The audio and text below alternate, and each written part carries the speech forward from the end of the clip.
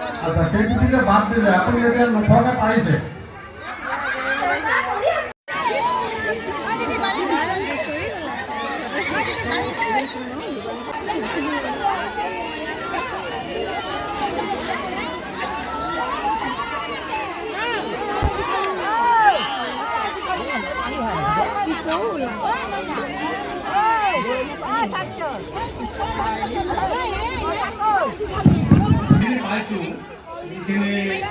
दीदी कब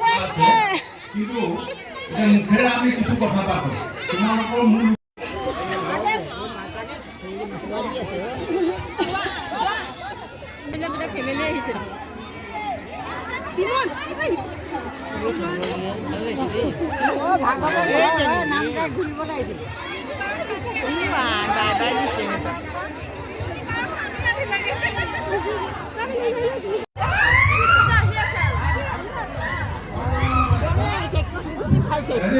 নামটো কি